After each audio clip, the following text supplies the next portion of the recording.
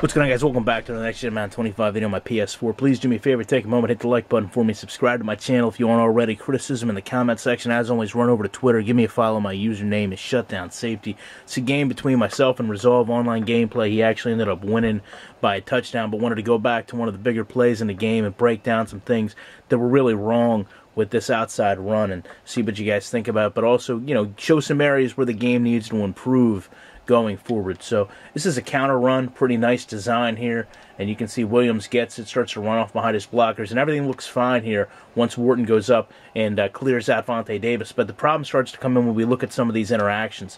I mean, you see basically here Williams has to run over Vontae Davis, and he starts to lose his footing a little bit, and that's realistic. I like the fact that the animation actually carries him down into the ground, where you see his hand here touches the ground and he's trying to gain balance. But from a user perspective, I'm actually controlling Bethea at this point, and I'm coming in trying to aid in this tackle. You also see Corey Redding is up there getting blocked out by Greg Olsen, and just look at the way this interaction plays out. To me, it just doesn't make a lot of sense that my tackle is actually nullified by Corey Redding, yet you have D'Angelo Williams who's able to come up underneath between Olsen and Redding and then not even get impacted at all by Bethea. So, you know, to me, something's not right there. The friendly fire between Bethea and Redding should not be as much as it is, you know, the contact in terms of, an offensive player, somebody you're trying to bring down. You know, it should mean less than what it does.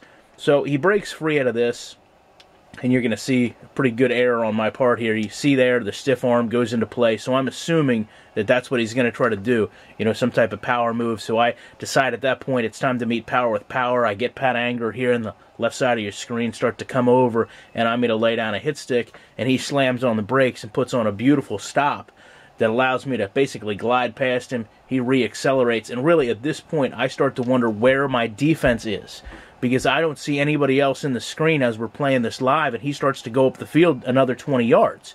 So when we go back and take a look, I want you to look at the reactions that my defense has to this stop. I mean, you come over here, take a look at Jarrell Freeman, probably one of the better linebackers in the game, you know, out of the CFL, played football for a long time. Look at his reaction to this.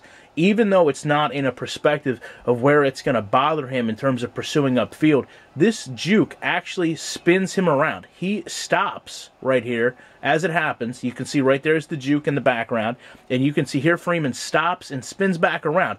Why would a player do this? Why would you even focus on what the player was doing as you're pursuing him? You would just continue to run upfield. And it's not just him that gets impacted by it. I mean, let's take a look at Vontae Davis. You know, he does the same thing. You can see he kind of cuts off, even though he runs in the back of Landry. But look at Eric Walden. Eric Walden and Davis basically share an angle of attack here when this happens. It just so turns out that, you know, Davis kind of runs into Landry, as these guys all do the same thing. They should not be adjusting to something that's happening that far away from them.